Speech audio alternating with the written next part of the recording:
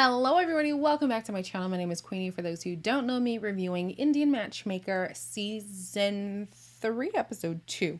Before I get into it, please make sure to like this video, subscribe and hit the bell, and leave a comment down below. Miss Sima. Who got the keys to my bima? Who am I? Sorry. She is dabbling into the dating app world. Come on, Sima, being progressive. I love this for her. It just hit me one day. There needs to be something where you're dating, like with the intention of getting married. And my sister found her husband on Dil Mill now. Oh, wow. At the time, I was in denial. And I said, look, I'm building it for the community. So you do only for Muslims? Only specifically for Muslims. Yeah. Passport says I'm 46, but in my heart of hearts, I'm under 40. I'm 50, but I look 25. Like, if Priyanka Chopra can do it, then so can I. So KJ, let's, before we get to talking about what happens in this episode, can we talk about KJ, please? KJ created a dating app to help his sister, and he was successful in helping his sister, but he has not helped himself. Well, KJ, let's help each other. You're single. I'm single. We both love Sima. I mean, I feel like we already got so much in common. Just look at us together. Look at us. Look at us together. Look at us together. Come on. KJ, if you're picking up what I'm putting down, that man is fine. He looks so good. Back to the show. I'm done lusting. Sorry, Jesus. I will not be lusting over people. Seema is talking to the founders of these dating apps because she's trying to gain insight on how the dating sphere is going. And she's realizing that the issues that she has as a matchmaker is the same as they're having on these dating apps. People have this inflated impression of who they are, you know, even though somebody might be in their 50s, they talk about, oh, but I'm young at heart. And even though somebody might not be Prince Charming, they like to think that they are. So people oversell themselves, or sometimes people undersell themselves and they don't realize their value. They don't realize what they bring to the table, this metaphorical table that we could just chuck out the window. But it makes sense. You're dealing with human beings, whether it's through an app or with a matchmaker. You're dealing with people. And as people, we like to see ourselves as the hero in every story. Sometimes we're the villain. Sometimes we are the problem. Sometimes the toxic one is you. Okay. So I'm not surprised that the people who are making the dating apps are finding it hard to get people to be a little bit more realistic about themselves, and that Seema struggles as well. And that's why she kind of harps over and over and over again into the minds of the people that she's matching. It's not going to be 100%. That's literally impossible. If it was going to be 100%, you wouldn't need me, because we would all be perfect and everybody would just be able to match with everybody. But that's not reality. And sometimes there's things within you that you need to fix, or that you need to be mindful of when pursuing somebody, or when you're in a relationship, and furthermore, when you're in marriage. So yeah, it was interesting seeing her dabble into the dating world. I mean, the dating app world, because she hears the people that she matches talk about it. But yeah, I thought this was an interesting conversation. I'm here for the progression. So mama's girl Rochelle is still saying, you know what, it's going to be really hard for me to separate from my parents. And so Seema's giving some good candidates, good candidates. But I think it's their location that has Rochelle hesitant, because she doesn't want to leave her mama. I know you're attached, but you have to prepare your mind. तुम लोगों को चाहिए वैसे tall. Very nice. Dogs. He's a dog lover. So sweet. Poetry. Poetry लिखता है मैं. ये रहता है Mumbai. Oh, he's also an actor and writer. Writer. So I'm really nervous. I can't choose. First KJ, now Tashar. Seema. I know I'm not Indian. I'm very much African, a Southern African at that. Baby, put me on the list. Tashar? That's a good man. That's a good man right there. I will move. That ain't no problem. Okay? KJ, the offer is still out there. Don't get it twisted. Anyways, hold on, I gotta read it. Varden. Yeah, is also an option. So there is Tashar and Varden are two options that Seema has brought to Rochelle. And Rochelle is really struggling She thinks that these two are really good guys. That's great. I thought she would be a little bit more critical, but she likes both of them. She thinks they're good candidates. And as she's trying to decide who she wants to go on a date with, she's leaning on the opinion of her parents. So she's asking her mom, oh, who do you think dad would like? And she's like, well, dad will like whoever you would like. And she's like, okay, well, who do you want? The mom is like, I think they're both great guys. And she's like, but I want to know what you think. Girl! So I filmed this video before I had seen the comments down below. And you guys were saying that Rochelle was sent to boarding school at 4 years old. I don't know how I missed that. I totally missed that.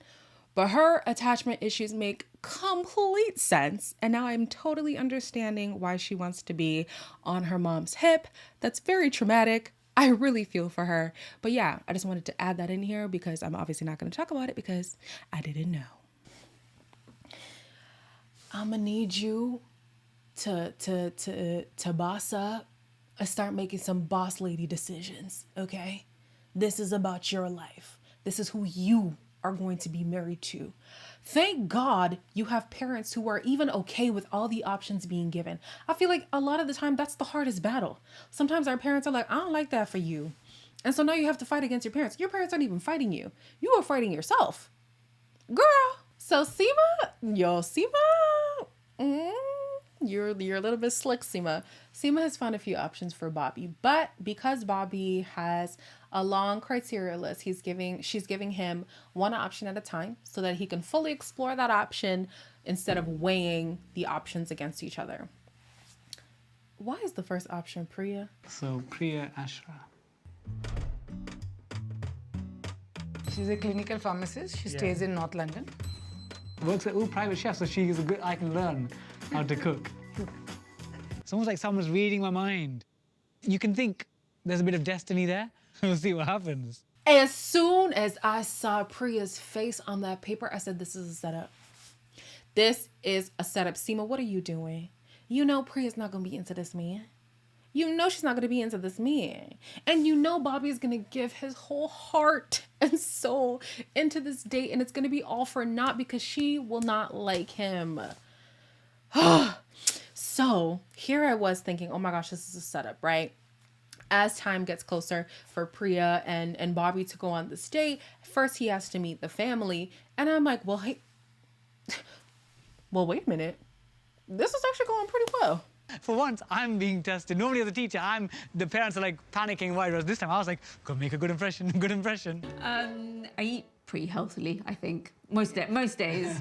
I go into work and I eat like a biscuit. What biscuit would you have? I like a dark chocolate digestive. Ooh, that's a very good Yeah. Bobby is very chatty, but he has to give some space for someone in his conversation. I thought she would have immediately written him off. Just on aesthetics alone. And then furthermore on the energy, he's just so high energy, which makes sense because he is a teacher trying to make math interesting. I definitely see him being successful in that because his energy alone just makes you think, okay, this must be something fun. Okay. She liked his energy.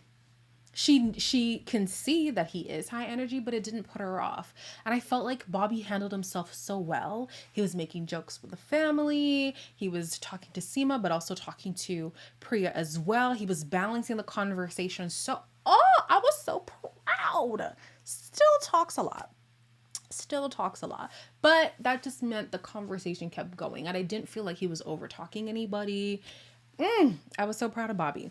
So Bobby is not a great dancer, so he takes dance classes. Priya is also not a good dancer. However, that's the date that he plans for the both of them. It actually worked in Bobby's favor because since he's been going to classes, he knows a little bit more than Priya, so he actually gets to be in the leader role. 5, 6, 7, yeah. 1, 2. Look at you, not look at me. It's okay. He was such a teacher. To me, that's a really good indicator of what he would be like, you know, in a relationship. It is I'll pretend it's Italy. You can taste the freshness of Italian hills. Bobby is getting friend zoned. Sorry. I loved seeing Bobby's confidence, personality shine through. I said, you better lead her. You better take charge, Bobby. You better dip that woman.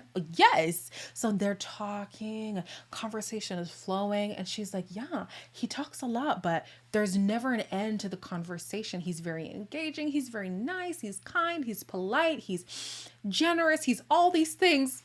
I'm gonna friend zone him. I said, oh my God. Priya, no. Damn it. Bobby was so close. And that's what I'm saying. You can see Bobby and you can see that he's such a great guy.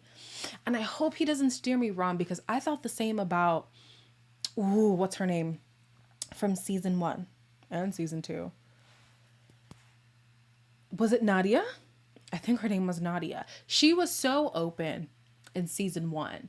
And I was like, oh my gosh, she would make such a great partner. This is awesome. Season 2, I realized, okay, she might be open, but when it comes time to commitment, she's very immature and she's not ready for that. And it's interesting that her strongest connection so far has been a guy who was 7 years younger than her and obviously not ready for the commitment that she claims she was looking for. And so that really devastated her. But Seema already told her, if marriage is what you want, this is not the person you need to pursue, but fine, go ahead and learn. And boy, did she learn. So Nadia, she sold me a dream. In the first season, she sold me a dream. So Bobby, please don't sell me a dream. I believe in you. And I know your woman is out there. I have hope. Lastly, we have Viral again, who is now in India. She has made the trek with Ashay. However, she doesn't have, I'm not sure if she doesn't have family or if she just doesn't know family in India or something like that. But Seema came kind of as a liaison. Is it a liaison? Let me not use that word because I don't even know if I'm using it correctly right now. She was the go-between. I think that is a liaison. But yeah, she was the go-between between Ashay's family and Vero. I want to make sure that I present myself like I know. You have to be confident in yourself. It was nice having her there as kind of like an anchor. So I didn't feel like I was going into this totally alone. Nothing. Seema is there with you. Yeah. Don't worry at all. Of course, we're on yet another cliffhanger. I still don't know how this family meeting goes. I feel like they're prolonging it because it's not going to go well. Like, I don't know why they keep dragging it. It's taken us 3 episodes to meet the family. Damn. It must not have been good. Don't tell me. Don't tell me in the comments down below. I'm going to go watch it. But yeah, guys, I'm really enjoying this season. I'm fully engaged. I'm fully in. So if you are as well, like, comment, share, and subscribe. I'd love to hear your thoughts on the season so far. And I'll see you in the next one.